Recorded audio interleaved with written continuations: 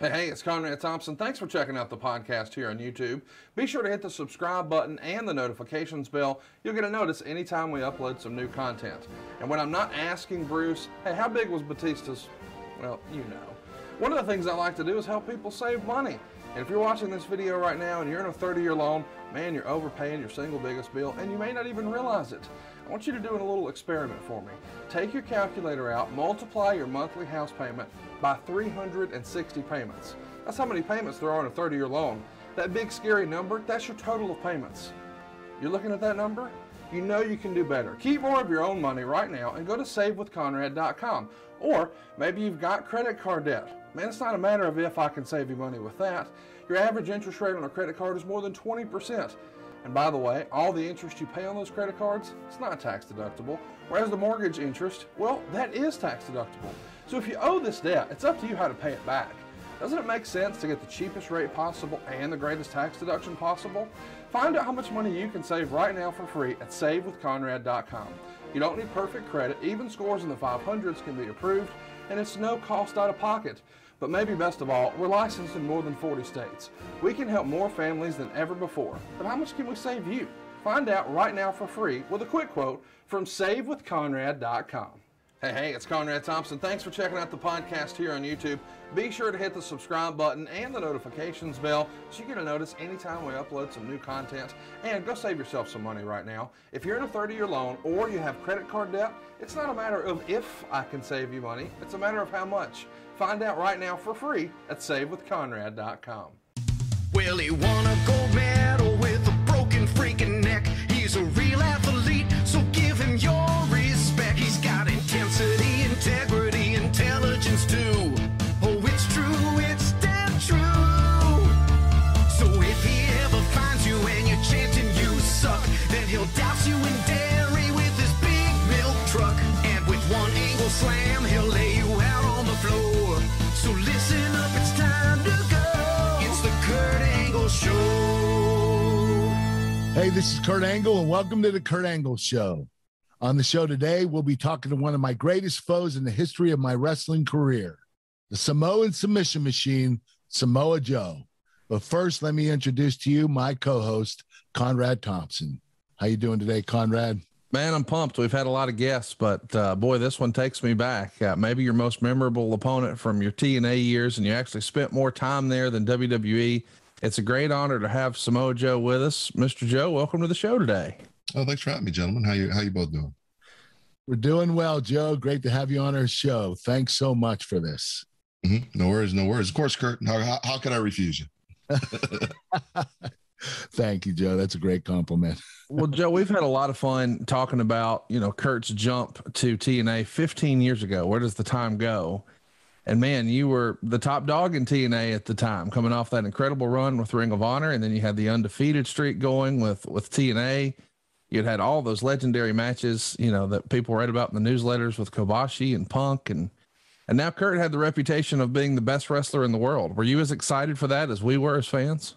I will say this. I remember when, you first start hearing the rumblings of it and stuff, and which usually we all the boys were in the know, kind of heard early. And I think we all were excited, especially at the time for the company. It was this big transitional time, new network, and new exciting time slot, and to have a guy the caliber of Kurt come over.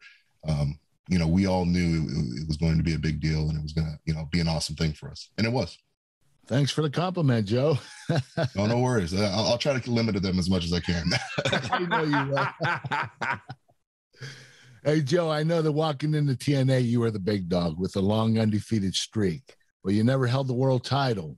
You were in the ring when I made my debut in the Impact Zone. What was running through your head? Just excited. It was a really cool, neat moment. And, I think everybody was just really, at the time, especially at that time, was just like, there was just anticipation, I was excited about what we were kind of, what we had kind of planned out. And, I knew it was going to resonate and it was going to be cool. So, it was a real fun moment. You know what I mean? It's one of those fun kind of moments in your career where you're just like, oh, this is going to be pretty cool. When it's cool going in, it's always a good time. You know, it's a rarity that you have that, you know, where you just know it's going to go awesome. And that was one of those few times where I was just like, yeah, it's going to be one of those cool moments. It's going to be great. You had a lot of momentum, Joe. The undefeated streak, you know, me coming in, it was the two of the biggest names in TNA that were going to go at it. Yeah. And, you know, a lot of momentum at the time, but at the time too, you know, I think there was a case we made that, you know, we're trying to define ourselves, identify ourselves, get some traction on a bigger stage. And, you know, I think that's really why a lot of us, I know like myself, AJ, you know, Daniels, you know, guys, I mean, pretty much everybody was just kind of like, you know, having Kurt here is going to be a great thing because, you know, finally, you know, we're going to get some traction, you know, on a more mainstream basis. We're going to be working with this guy, you know, brings a tremendous fan base with him, you know, tremendous pedigree with him. And, you know, we all knew we could go, you know, we just needed that linchpin to show everybody that we could. And, you know, a lot of us kind of looked at you like that, you know, just a big old golden goose. Not, I mean, you know, for the most part, like, you know, but I mean, really, when you're a young guy coming up and you're seeing guys who are accomplished and, you know, that's how you view those people. You know, you view them as like, that's my opportunity to go out there and show people what I'm capable of. And, you know, I think that very much was the vibe for a lot of the guys when you came over. Joe, were you surprised that you were the first opponent picked? I mean, TNA had a pretty loaded roster, and at the time, since you did have the undefeated streak, Kurt and I have sort of freestyled here in the show that maybe it would have made a little more sense to build up to you and let you continue your streak. Maybe Kurt start his own or something like that. Were you surprised that you? I mean, everything's awesome in hindsight, but yeah, I wasn't surprised at all, just because, you know, I just. You know, I knew the temperament of Dixie. I knew the temperament of the guys at the top and what they really wanted to do and what they were really trying to splash out there and push out there. So I had a pretty good inkling that we were going to go straight to me, you know, at the time. And I mean, I would tend to agree, you know, everything can always be better with a little bit of build, and obviously giving me and Kurt a little bit of time to actually make that into the feud that I think we wanted to. You know, especially in our initial discussions when he first came, you know, me and Kurt sat down a few times and just, you know, shot the bull back and forth and talked about, you know, potential things in the future. And I knew when we talked about us, you know, we definitely wanted more time to lead into it. We definitely wanted more time to build it. I know Kurt, you know, wanted to get in there and work with a few other guys before he got to me. I know that was a big thing for him too. And, yeah, I mean, obviously, I think we would have liked it to go that way, but I think with the circumstances given, you know, we gave it the best crack that we could. No, it was magic. Oh, sorry. I was just saying it was magic when you guys were in there. I mean, let's sort of break down the scene. I mean, you guys come face to face, nose to nose. Kurt headbutts you, and man, there's a little bit of blood, and the fans are going wild. What do you remember about that first in-ring nose to nose segment, Joe? I remember thinking after the headbutt and I hit the ground, I went, you know, the energy in the building and everything. And I went, this is awesome, you know? And then I remember going, he didn't listen to a damn word I said about that headbutt. I almost knocked myself out, Joe. Yeah. And honestly, and listen, and that's the funny part is that it wasn't so much like, you know, I was busted open, but I remember like, as he made contact and as he turned around and you know, Kurt has this, you know, like most people, you get this adrenaline spike, and the adrenaline spike can push you through a lot of stuff. But I remember once he made contact, like, you know, your eyes kind of briefly meet. And I just remember Kurt's eyes kind of went, ooh, like for just a kind of hit the reset button. And then, you know, the adrenaline kicked in, he turned around and he hit the, And I remember on the ground and I feel up and it's unusual when you're bleeding from the head because, you know, I think in your mind, if it's ever happened to you, you think you'll know, I'll feel the pain and I'll know I'm bleeding from the head, but you never know you're bleeding from the head. It's just all of a sudden you just feel like you're sweating profusely for no good reason, you know? And I remember right when I hit, you know, and I'm a pretty sweaty guy, but I remember I hit, I was like, wow, man, I'm really sweating a lot. Adrenaline must have really got to me. I'm all pumped up. And then right when I go, I went, and I went, no, that's not sweat. So, you know, you come up and, you know, you snap back into where you need to be in the moment. And I remember I, you know, came up behind Kurt and, you know, we got into it and it was a Yeah, it came off really well. It was one of those awesome moments in my career that I always enjoy kind of looking back at, because, you know, it was one of those magical times we were able to make something that I think a lot of people enjoyed. That was a money-making segment. It really was. And that's why we did our highest pay-per-view sales in that particular pay-per-view. But and like I said, I think that's what's frustrating for me and Kurt is, like, you know, that was probably a very small piece of what we could have put together, given a little bit more time. Well, answers, Joe, I need them. Did it hurt when I ended your undefeated streak? No, it did not, because for the most part at that point, it was kind of a lame duck undefeated streak where, you know, I'd lost a few by disqualification. So really it was more of a, you know, no, I'd never been pinned. And the luster on that trophy kind of wore off a few months before you had got there. Well, you're technically right. You did lose by DQ. So, yeah.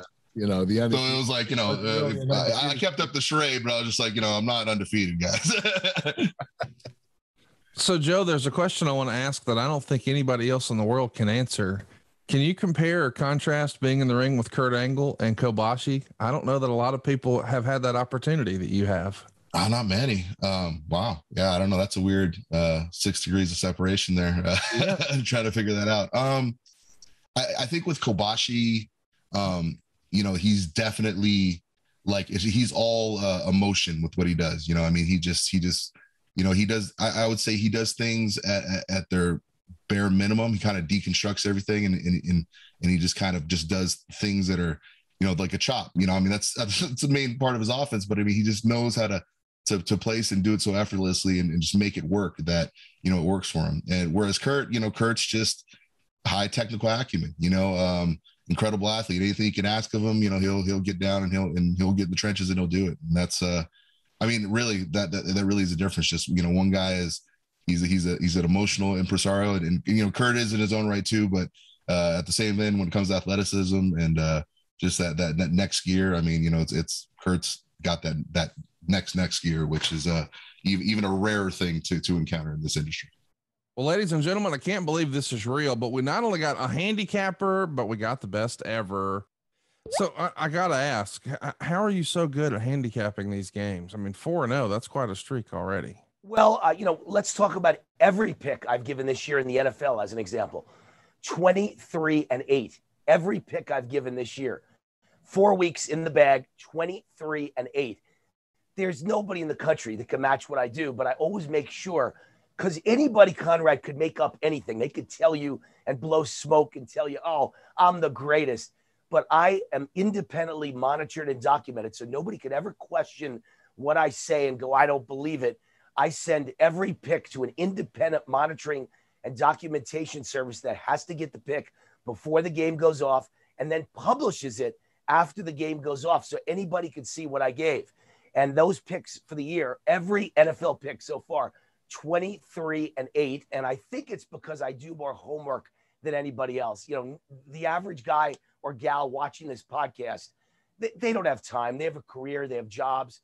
They might read the newspaper or go online and see something, but they don't have time 80 hours a week to study the games. That's what I do. And I have a crew of guys behind me, my consultants, who every week we get together 3 times a week and they throw their ideas at me. I throw my ideas at them. And then I pick the final 5 plays on Saturday and Sunday in college and pro football. So, I mean, I've got a great team behind me too, but we're all doing together hundreds of hours of homework. So you don't have to. It's all at vegaswinners.com. I don't know about you guys, but I'm going to vegaswinners.com right now. Let's win some money. Well, you handed me my first loss in TNA at Turning Point when you made me submit, but it's hard not to think that we had the best series of matches in TNA. You were really put on the map in TNA when you, AJ, and Daniels had that 3-way. No pressure, even though you're on my podcast. But who'd you enjoy working with more, them or me? Them way more than working with you. I mean, it was no listen, let's just make this a clear and utter blowout win for the other 2 guys. For one simple reason, with Kurt, like I know I'm going to sit down with you, and with Kurt, it's like it's carving the Mona Lisa. And listen, here's the deal. You got a chisel too. and we're going to meet somewhere in the middle, and it's going to be awesome. You do your side, how you know. So you really got to work to meet his amount of effort. You got to be there with him, and it's a collaborative effort. And Kurt's going to make you, no. What do you think about this? And there's going to be, it's going to be meticulously gone over, and we're going to get it right. And with Chris and AJ, they're brilliant. They come up with everything. I've worked them a million times, so I can just read what they do. So it was autopilot. You know, anytime I'm in the ring with those guys, it's autopilot because I've literally worked them so many times. He turns his hip a certain way. I know a drop kick. He comes out. I know everything's going to happen. So, just from a ease of profession standpoint, those guys by far and away. But when you're with Kurt, you got to know you're going to sit down, you got to get your homework out. You know what you're doing. AJ and Christopher Daniels, you're right, Joe. They come up with the best stuff, and they're so easy to work. You don't even break a sweat when you work with them. No, you don't. And you know that as well as I do. It's one of those rare qualities in guys where, there's always going to be certain unsung heroes in the world of wrestling. I think, Bobby Eaton was one of them. He's, I think he's kind of the epitome of that type of guy where they're just guys that you're in that ring with. They make everything you do look good effortlessly. They're just idea guys. They know how to approach a problem, or they know how to pull the best out of you. And I mean, those are truly special performers, and both those guys, they're definitely those kind of performers. Joe, did you wrestle Bobby Eaton? I didn't know that. No, listen, the legend goes far and wide, and I've been on a bunch of shows with them. So I've seen it in person. Never had the pleasure of being in there with them. So I wanted to ask you about your memories of the Iron Man match. You guys did an Iron Man match at Final Resolution. I've been pretty critical on some of my podcasts about the concept of an Iron Man match, but I can't imagine they're any easier with Kurt Angle. What do you remember of that match? A lot of build up, a lot of expectation on that match. I remember that. That was one I think there was just a lot of expectation on more than any other one. And, it was cool. We got to explore a couple different types of things as far as stylistically. And it was it was really enjoyable. I think, with Kurt, he definitely is at that point too. I think, he was definitely trying to work more, traditional wrestling technique into what he did. And, I think that was kind of the impetus of that. And, it was a fun match. Every time I was in there with Kurt, it was always a good time. Yeah, we had a blast, Joe. We had some great matches too, incredible matches. Some of my favorite of all time. Oh, mine too. I mean, it was just and like I said, anytime you get a chance to be in the ring with a top tier athlete who's really, really great at what they do, it's the easiest day in the world, really. Because he's gonna, by hook or by crook, one way or another, you're gonna pull out something. And Kurt's one of those guys that I know I can go in the ring with, and it's gonna be awesome. So it's a nice little insurance policy to have when you're walking out there in front of a bunch of people. Well, when I was in TNA, Joe, I remember standing in the backstage area when you cut that promo on Scott Hall no-showing that pay-per-view before our 6-man. You caught a lot of heat between Kevin Nash and Dixie Carter, but it showed your passion in the product. Did you regret that at any point? So that whole thing was really weird. Without getting too much into the backstage, essentially we had a no-show, and really, I think the content of that Which, promo, by the way, is very unprofessional. It is, but I have a little bit more of a broader view on things after the fact. You know what I mean? So showed, and really, I wasn't upset about that. Because really at that time in TNA, there had been so much craziness like that, prior to that. Yeah. That at this point, for most of us, we were just like, all right, well, not even surprised. Not even surprised. It really sucks to admit, but that was the vibe at the time. So when I went out there, it's just like, well, it felt here. I think the biggest thing that we heard was we just felt it was kind of momentum halting, because then it wasn't about the pay-per-view anymore. It was about the controversy or whatever.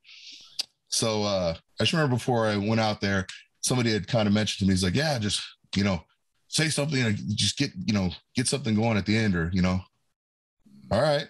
So, I mean, they gave me a mic and they said, go start some stuff. And so I did. Yeah. I mean, And then everybody got sensitive about it when I got back. And I'm like, what do y'all got this heat about stuff? And I remember me and Kevin got into it in the back, and Kevin was upset. You know, I came back and I was surprised. Like, I was oblivious. Like, I didn't think anybody would get like mad, because like I thought everybody would agree, like, hey, we're trying to salvage a situation here, and we'll make an angle out of it. Right. And, well, I think we all agree with you, Joe. I just think that. Yeah. So all right, we'll make an angle out of it. And then so I go in the back, and Kevin's upset, and you know, and I like Kevin. Kevin's a friend of mine, and I know Kevin at the time because was really struggling with Scott. You know, just caring about him, putting him in rehab, pulling him out, and like he was going through it at the time with Scott. You know, as his friend, as his brother. And you know, I said sorry. Kevin was mad and shoved me and was pissed off about it. And I was just like, "What?" Yeah, I was like, "You serious? Are you really mad?" And then I apologized to Kevin the next day because I felt terrible about it. I felt terrible that, you know, nobody had clued him up. Yeah. Nobody had communicated in the back, which is a huge problem in TNA, which is, you know, kind of part of why I inevitably left the company, was just people not talking to each other. And you know, I was like, okay, you know, I get it. And yeah, man, it was funny. And then for years, like, you know, everybody built this legend like, oh man, he was shooting, he really felt that way. And I was like, nah, man, I was just trying to get the next angle going. Like, you got to understand, at this point in TNA, there was a problem with stuff like that. Yeah. You know, there was. Yeah, a lot of problems like that. Yes. Yeah. And the younger guys, as we were always dubbed and put into, like, you know, we knew that. And we always looked at it and we were just like, man, we're just trying to get this off the ground, man. You know, we get it. Like, I think that was the only thing. We were never mad at guys that came in and were names or big deals. It was never that. We were mad when you came in and like killed all the progress we had made. Right. Or like something personal of yours blew up and like they weren't paying attention to the right stuff in the company. You know, they were looking at the car crash instead of all the great work going on in the ring. And I think that for us, that was what was the most supremely frustrating thing. Well, it's not all bad news. You guys eventually had one of the most successful pay-per-views in TNA history. Lockdown 2008, Lowell, Mass. You put your career against Kurt in a cage.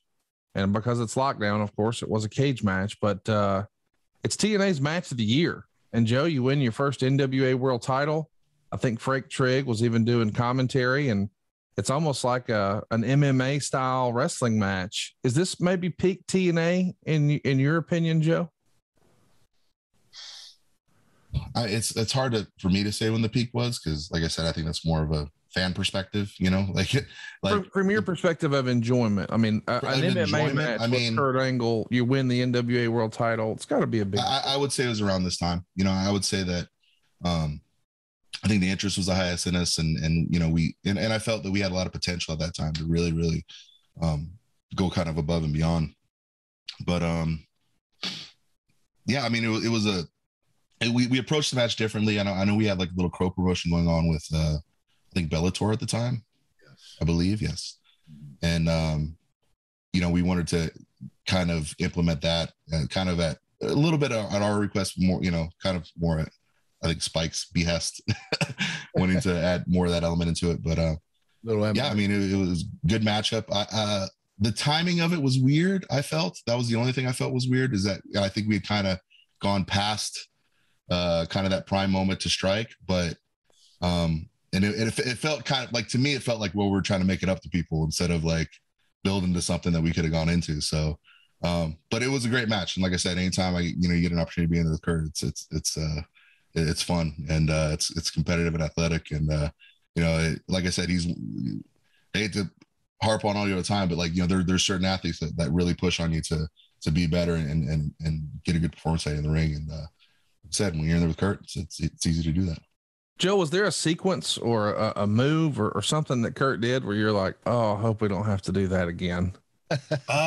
You know, I was surprisingly no, outside from the first headbutt, which was the first thing he ever did to me. I think that kind of, it was all down. Yeah. Nothing really quite got to the same level. No, you know, everything was fine. You know, I never worried about Kurt whatsoever. I mean, you know, from the suplexes to everything else, I mean, you know, I knew he was capable, so it was never an issue. So yeah, it was never anything like that. Kurt, what'd you think of the MMA style match? I mean, you had sort of kicked around the idea of maybe doing MMA, and Joe obviously had an influence in that sort of style. Were you intrigued with this maybe different approach to a traditional wrestling match?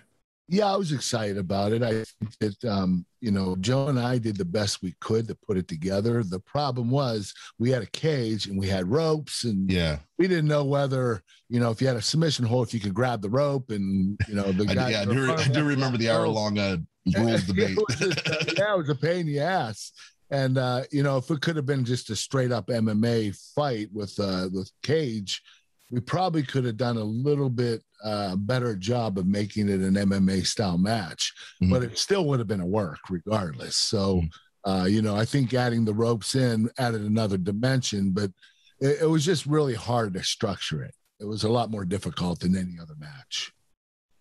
From your perspective, how was working with Samoa Joe different from some of your other opponents? I mean, you had this legendary rivalry in the WWE with Shawn Michaels, totally different style performer with Samoa Joe. He's probably your biggest feud there.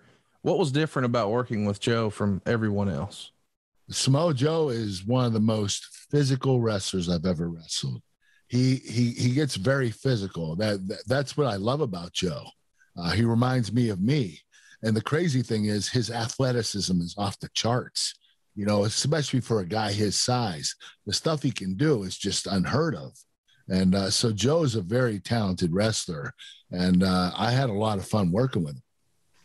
Yeah, I mean, we were the benefit of that for sure.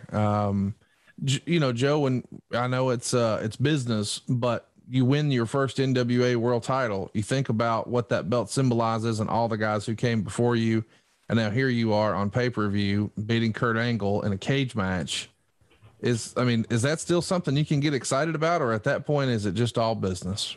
No, you're definitely excited for it. And especially too, I mean, we had a great crowd in the house, and, a lot of steam as far as the company going, and I mean, it definitely stands out as a very memorable moment in my career, obviously. And, one I always look back on fondly. So, it was a good night, fun night. And, I thought the show as a whole was pretty good too.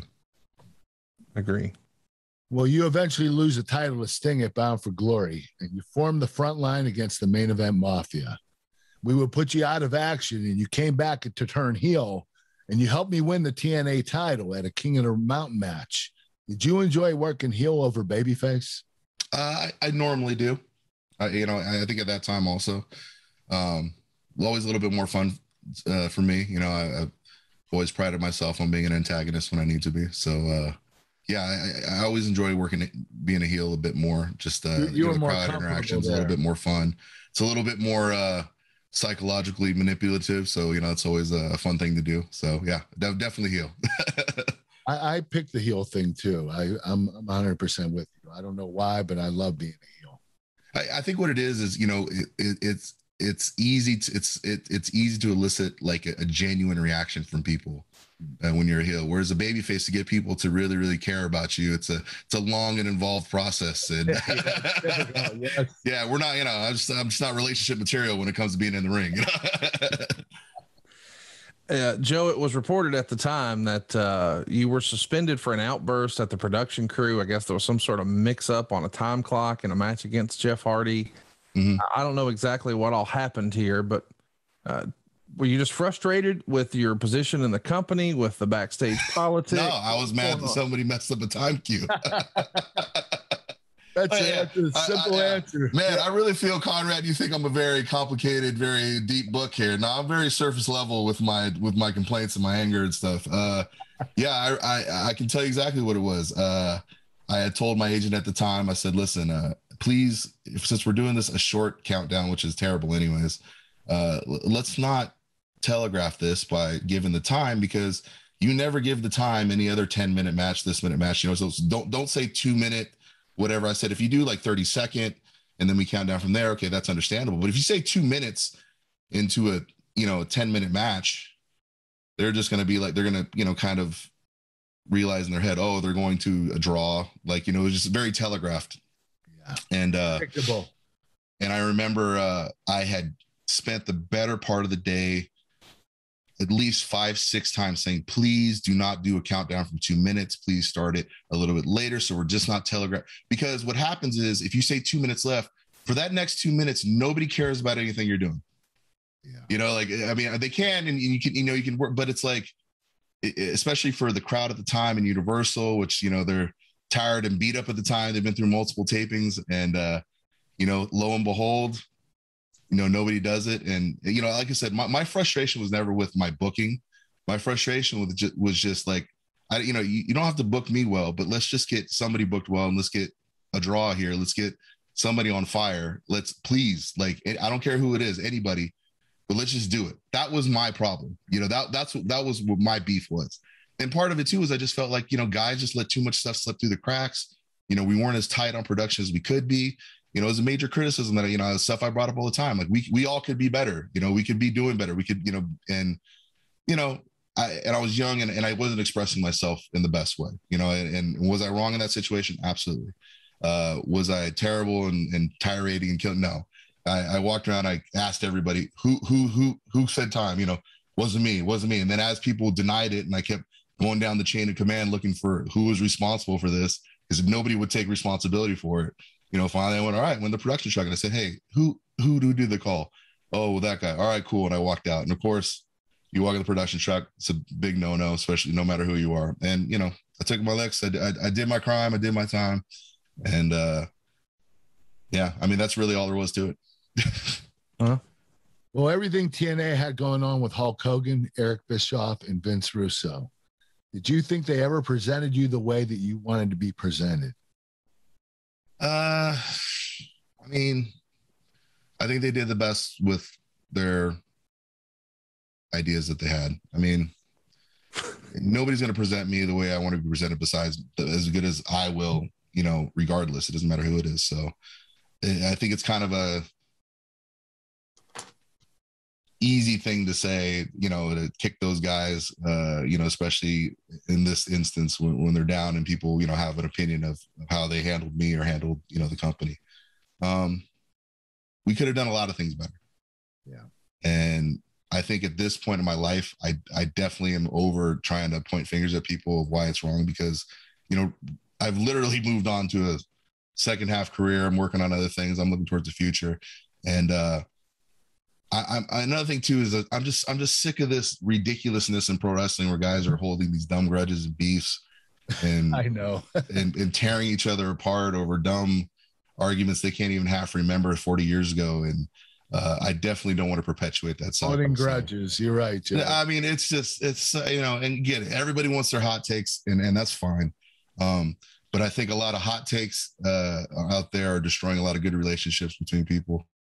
Who were some of your folks you did like to work with creatively in TNA? Did you have somebody that you could go to, whether it was an agent or someone on the booking committee who you felt like you clicked with, who really got Samoa Joe?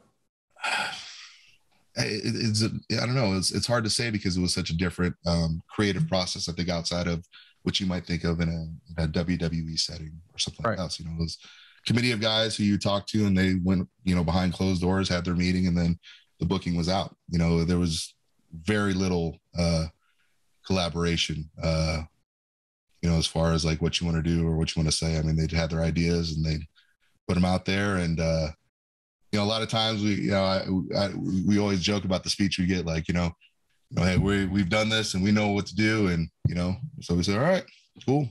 And really, that's all we really could do at the time. You know, they were firmly in control. And, you know, there was the climate for working other places was dead because of a mix up by a former office worker who switched companies and lawsuits ensued. So like we were like an off limits commodity for a few years. So, you know, they knew they had us over a barrel, and the minute they didn't, you know, things changed.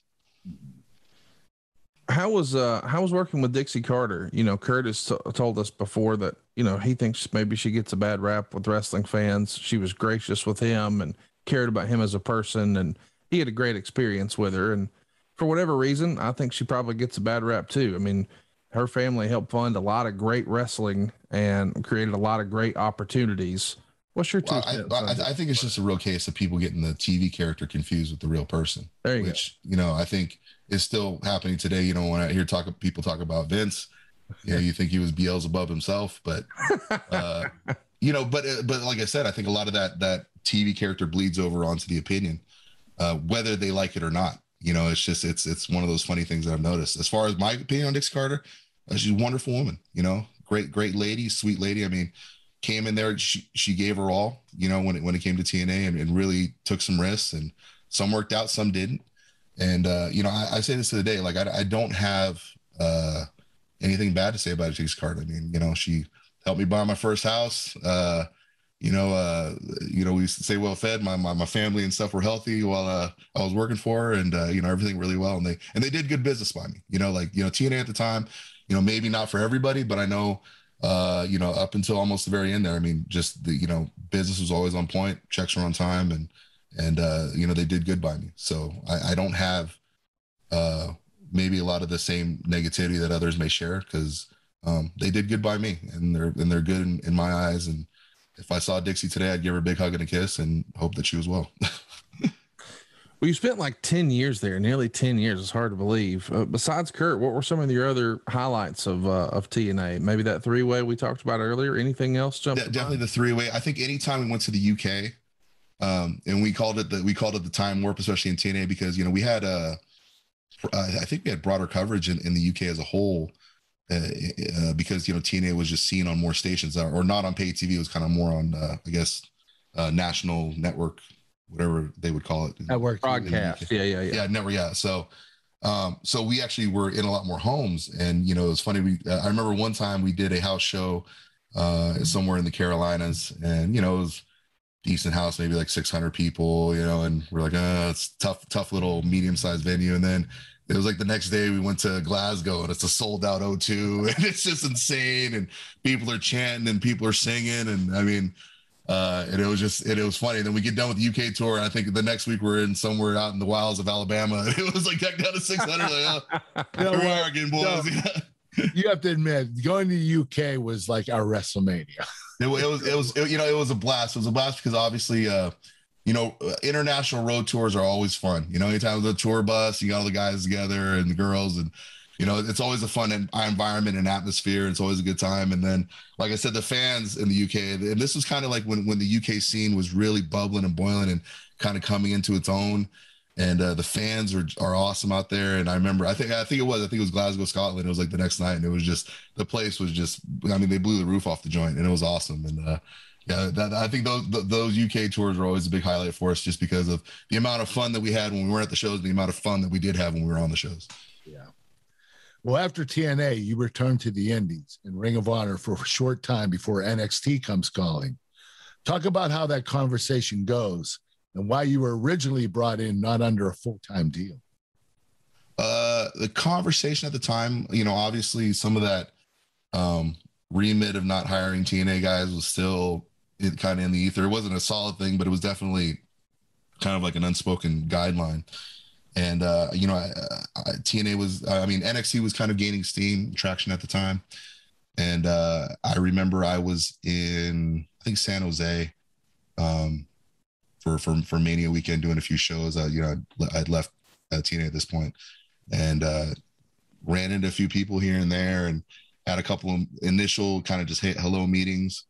And then eventually, I think odd chain events through Paul Heyman initially. Then I think he went to Road Dogg and Joey Mercury and a few other guys. And then finally Regal jumped on board. Then they kind of made a little coalition of introducing me to Hunter. You know, like they all kind of got together and said, all right, we got to get Joe and Hunter connected. And myself and Hunter got connected, and we had a meeting. And you know, he just proposed something. He goes, kind of a crazy idea, new thing. You know, I know you want to do international stuff. You got your own thing going on. I don't know how receptive we are to bringing you in to WWE. I said, that's no problem whatsoever.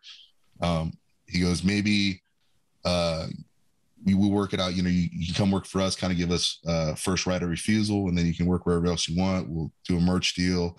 We'll do a couple other deals. And it was a very, very awesome setup for the type of contract. Like, it was very, very cool. Like, I actually look forward to it, because I was just like, this, for what I had planned for that summer and what I was gonna do, I mean, it was gonna be a pretty cool thing. And so we agreed on that, shook on it. You know, I made my debut. We put the shirts on sale. And I think the next day he walked up to me, and we had tapings the next day, and Hunter just goes, oh, hey, number 2 last night. I said, oh, number 2. He goes, oh, what's that? He goes, merch sales. I go, oh, cool, for NXT. He goes, no, the entire company is shirt sold out. And we're back ordered. I go, oh, awesome. So I was real happy about that. And then, you know, a couple of things after that. And I think based off of that and just kind of in our initial working together and him realizing, oh, you know, you show up on time and you do the work and you're easy to deal with. And yeah, cool. You know, and he just goes, well, I think we want to put you on a full-time deal. And you know, the full-time deal was offered. And then, yeah, I think a couple more transfer deals in there, and we're still here today. So Joe, is that like the old Shawn Michaels thing? Is that the boyhood dream come true? Had you always hoped to work for WWE as a young person, or when you were first breaking in? I kind of fell into this. I was always a wrestling fan, always a WWE fan, because on the West Coast, it's really the majority of what we got. You know, a little bit of NWA World Class here and there, but not too much. And, you know, I think it was, like I said, I think wrestling was the only thing that me and my father could sit down and watch together. Maybe Laker basketball, but other than that, that was probably about it. Because we hated each other's teams in every other sport. So, so yeah, it's something I grew up with. And, you know, getting involved with this, you know, I'd been a Polynesian dancer for my parents for the better part of since I was 5 until, you know, I started wrestling, which was in my early 20s. And, you know, I'd never been off a stage my entire life. So, you know, kind of coming over to pro wrestling and doing this, like my family knew what the deal was. They were all on board, and, you know, it worked out great. And, yeah, they're super supportive in my endeavors. Way back when in the Ring of Honor days, you had that series of incredible matches with CM Punk, and it felt like your careers were sort of like forks. You went to TNA, he went to WWE.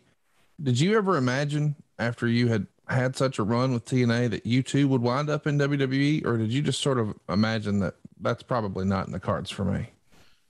The not in the cards thing never came into my head, just because just the nature of show business. Like I said, me being in it so long, you never know what's gonna change in the broader scale of the industry of the business. You know, like you really don't. And it's just a matter of not getting stuck up on these tropes. And yeah, I'm not a person that sits there and doesn't hope for the fear of being disappointed. Right. I think that's a stupid way to live. I think it's probably one of the most, you know, crippling things I see a lot of people do to themselves is just, don't have too high hopes, because then that way you won't be disappointed. It's like, no, you should have high hopes, you know, and you should, you know, give it a shot, you know, and trust me, disappointment doesn't last that long. And if you do hit it, that lasts forever. So, yeah, there's never been a time in my career where I was like, I'm never going to make it. It's not going to work out. Like that. It's going to work out. Like that was never an issue. Where it works out, that didn't matter to me, you know, but I knew it was going to work out. And what I've learned is, you know, eventually if you keep going and you keep pushing, you know, eventually you end up doing it all. It's just like, you know, you by hook or by crook, as long as you kind of stay stable in what you're doing, you know, you're going to experience a lot more than you bargained for.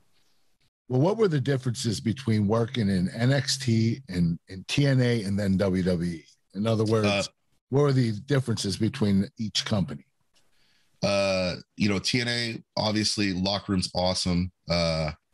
You know, the backstage at times could be chaotic, but it was very, very like easygoing in a good way, especially in TNA. Like a lot of people definitely wanted to work together to help each other and help get each other over, and you know, very communal vibe. In NXT, I was kind of fortunate enough to kind of come into the same thing. Obviously, NXT being more of a developmental brand when I first got in, and you know, still is an evolving version of that now. You know, the amount of organization went up tenfold, obviously. So it was like, that was a big adjustment with just seeing like, you know, just things, just Johnny on the spot, you know, getting done and stuff like that. And then when you get to WWE, it's just a whole other animal. You know, it's just, you know, TV production is so much bigger, different cities, location issues. Well, I mean, there's always a new crisis every week, just based on the nature of work, you know, having to take this giant circus, traveling every week to film it.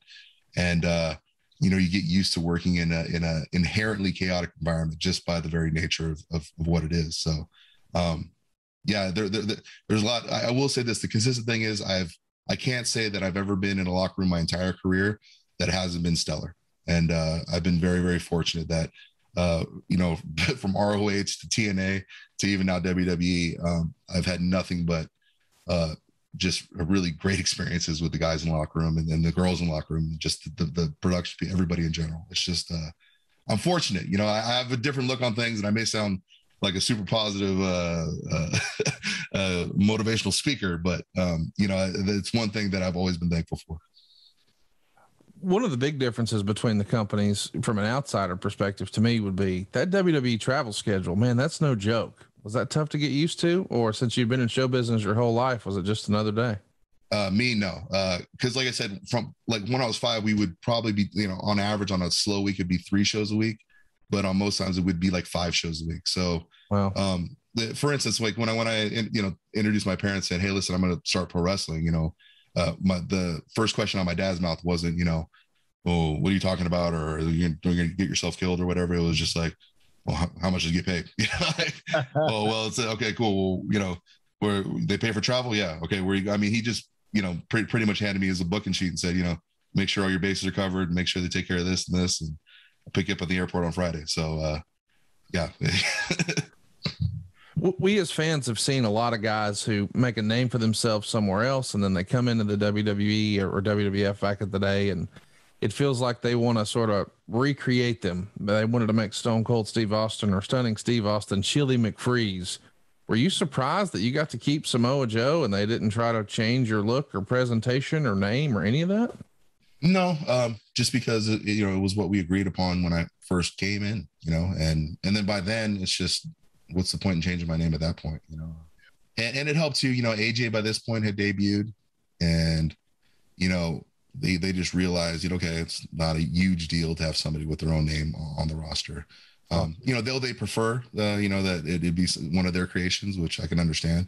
Yeah, I mean, it's not an immalleable situation. You know, it's they looked at the situation in front of them. They made the best call, and the best call was to have me keep my name.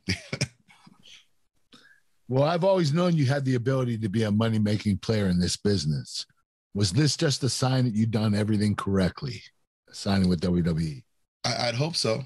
You know, like I said, I mean, you know, it's expensive to trademark, especially when you're a broke kid trying to make your way in the Indies. You know, it's hard to come up with that 5 Gs to, you know, get your name trademarked in all aspects, you know, as it would. I remember at the time, that's what the quote, I don't know what it is now. It could be cheaper, it could be more. But yeah, you know, it was funny, you know, it's like one of those things where you actually make an investment on yourself, and you actually have to put money behind believing in this is going to be your career and you're going to be able to do this. So yeah, I mean, it's just, you know, I always knew it was going to work out. So the investment was more than worth it. A lot of people talk about your era of NXT as being sort of like the heyday of NXT. What made that era of NXT so special, do you think? You just had a collection of great talent, you know, at one time, and like, you know, new and emerging talent who were coming into their own and just, you know, were special individuals also. So, I mean, it really, there's nothing really complicated or magical about it. It just was those elements. You know, anytime you have, you know, that many, you know, world-class performers on a card, and you couple that with, like, you know, really, really, really just, you know, oncoming big new superstars, you know, it's hard not to have magic be created. When you finally get to the main roster, you're the enforcer of Triple H, you attack Seth Rollins, and then you pin Roman Reigns all in a 2-week span. I don't think your start could have been any better. What say you? It's a great introduction to the world, you know, the WWE universe. So much appreciated. And, you know, I'm glad we got some mileage out of it. Yeah, they definitely did right by you, Joe. Yeah, no, they definitely did. Well, speaking of us, we were able to share the ring one last time in my retirement, as you were my last match on Monday Night Raw. It was such an honor to know that you were my last match. You know that, right? I do.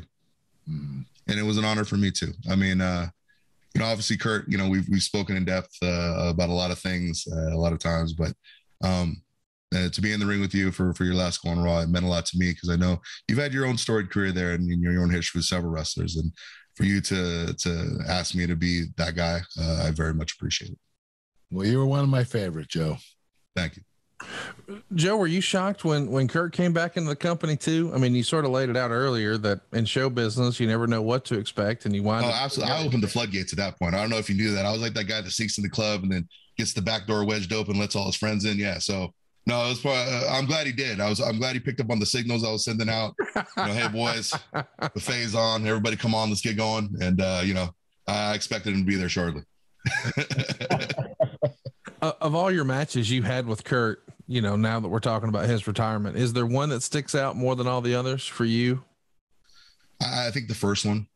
I think the first match, simply because, first time in the ring with Kurt, a lot of, even like it's all the anxiety of being in there with somebody for the very first time that has a high expectation of what they're able to accomplish. And just, man, how's this going to work out? How's this guy really go? Does he get down? Like I've heard he gets down. Is he, is he everything he says to be, that he's cracked up to be? And, I was pleasantly pleased to say that he was. So, it helps to know that there are people out there to restore your faith, that there are people that are every bit the legend that the people say they are. Well, you transitioned from a wrestler to a commentator for a long time in WWE. Everyone, including myself, always talks about WrestleMania moments. You sadly only wrestled once at WrestleMania, and it was under a minute win against Rey Mysterio. Is that a regret in your career that you never got that moment? No, not at all. No.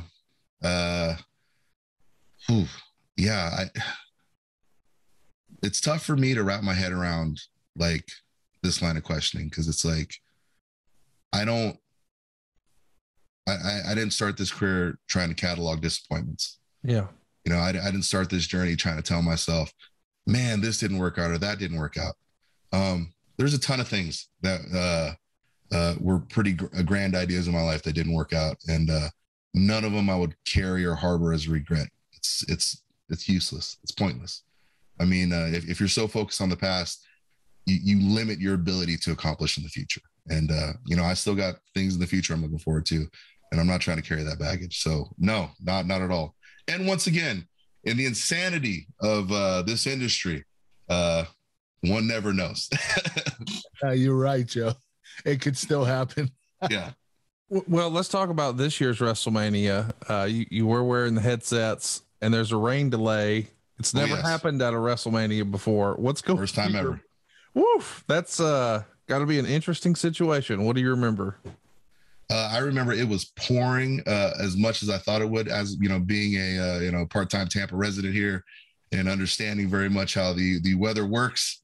Like I said, it's the 2:00 shower. Everybody says in Florida, around 2:00 runs through, wrecks everything, and then dries out around 6. So I knew it was only going to be a short time, but let me tell you, it was coming down, that plastic over the top of the truss.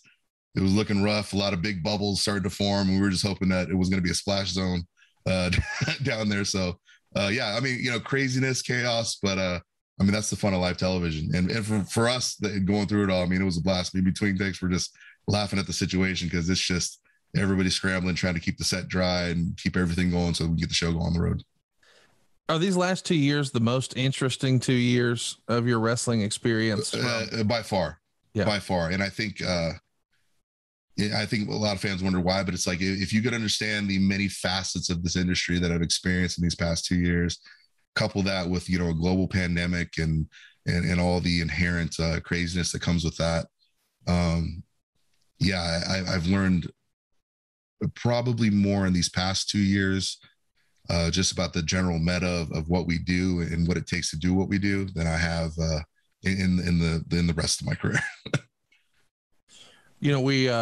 I'd be remiss if I didn't ask about it. I really fell in love with Ring of Honor in that era where you and CM Punk were tearing it up. Had that great trilogy that really helped pull the nose up on the company. Were you surprised that he came back? After such a long layoff, it felt like a lot of wrestling fans assumed, man, it's just out of his system. He's a goner, and now he's back. Were you surprised to see Punk come back? No. And that's just, he, you know, if I know one thing about Punk, if he's out on something, he's out on it. You know, you won't see him being around it. You won't see him looking at it. You won't see him staring at it. It's out of his life. And, you know, the minute I saw him on the Fox set, you know, I knew, you know, his eyes were turning back towards it. And I think he was just looking for the right place and the right time. And he wanted to be happy with it. And I think he is, you know, from what I've seen, and I would gather that he is. So, I'm stoked for him, and I'm happy to see him back. How important do you think to your career that trilogy of matches was? Tremendously important, you know, from a lot of reasons, both from a career standpoint and from a business standpoint. I mean, you know, it was an opportunity to kind of, you know, explore bounds that, like, you know, personally, I had never really explored before, you know, doing the longer format matches, doing the 60-minute matches. And, you know, it got me acquainted to what I was able to do. And if I push myself and go out there and, you know, it was great creative effort. You know, anytime you're in there with Punk, and, you know, he's a tremendous creative mind, great collaborative, going back and forth is, you know, is always very easy to come up with something great with him. So, yeah, it was a special time, and it's something I really enjoy. And I definitely do kind of highlight as, you know, a very important point in my career.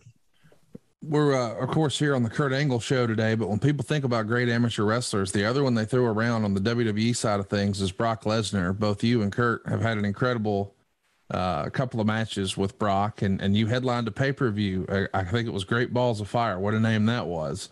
What do you remember about your match with Brock Lesnar, and how could you compare working with him versus Kurt? You know, I liken Kurt and Brock as, you know, Kurt's he's an efficient cougar, you know, like efficient panther. He's a feline predator, you know, like, you know, quick kill, you know, real slick, you know, fastest. I'll say, you know, I've been around a few world-class wrestlers in my time, and, you know, Kurt's still got that nice little drop double that just, you know, comes out of nowhere real fast and real quick and stuff. So speed. And then with Brock's just, you know, Brock's a rampaging bull, you know, I mean, you know, he's the juggernaut, and he runs straight through things, you know. You know, what he can't out technique, he will out power, you know. And so I think that's the best way. Yeah, that's the best way to kind of describe the difference between Kurt and Brock is that, yeah, it's just you trust me, you're dealing with predators, just a slightly different species. Well, Joe, you've done it all. What's next for you? Do you have any goals or any more boxes you'd like to check on your wrestling journey? You know, I'm leaving that as the goal's open, because obviously, you know, they change as the wind does. But, you know, right now I'm working extensively with the scouting department, WWE. Obviously, you know, I'm very, very anxious to kind of get out there in the world and, you know, find the next great superstar. And that's kind of been the focus of my efforts as of late. So, yeah, that would be kind of nice. You know, I think I have a pretty good eye for talent. So, you know, I'm definitely on the hunt. Well, we want to wish you the best in your new career, Joe. We appreciate the time you coming on the Kurt Angle Show. I hope to see you in the future, brother. Love you, man. Oh, you'll definitely see me, Kurt. Thanks for having me, guys, and y'all be well. Thanks, man. Bro. Appreciate the time. Well, there it is, Kurt. How about that, man? We got Samoa Joe on the show. Yeah, he's the most articulate guy I know. He is so intelligent. He did my Hall of Fame speech in 2014 or 15, TNA Hall of Fame. And the way he put that speech together, he made it sound so easy, and he flowed really well. He had all these incredible words that he used. First and foremost, if you want to know what the physical embodiment of tenacity is, it is Kurt Angle. He wants to push his performance to the next level. He wants to deliver to the fans the very best of professional wrestling every night he steps into the ring. He is so articulate. It didn't surprise me that he became an incredible commentary, because Joe has the gift of gab. He really does.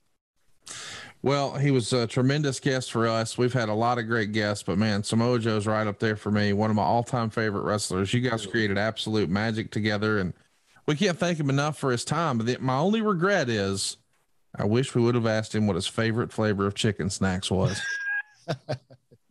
That's right. We got our chicken snacks. Who could forget? Physicallyfit.com is where you pick them up. They've got a bunch of great flavors. And by the way, each bag has like 7 servings. And when you use our promo code AnglePod, you save 20% off your entire order. And you even have organic plant protein, Kurt. So there's something for everybody at physicallyfit.com. Yes, there's something for everyone. You got the plant protein, the chicken protein. The taste is incredible. We have 11 different flavors. You're going to love them. And everybody that's been purchasing them, I want to thank you very much for helping out my business. That's worth mentioning. Physicallyfit.com and these chicken snacks and the organic plant protein. This is not a sponsor. This is Kurt Angle's business. The best way to promote the show is to support what Kurt's doing. Give it a try. See what you think. I recently talked to a mutual friend of ours, Kurt, and she told me that she ordered 2 cases of the cinnamon version. Man, the cinnamon lover. you know who we're talking about. She loved it. You're going to love it too. Physicallyfit.com. Use that promo code AnglePod. You save 20% off your entire order.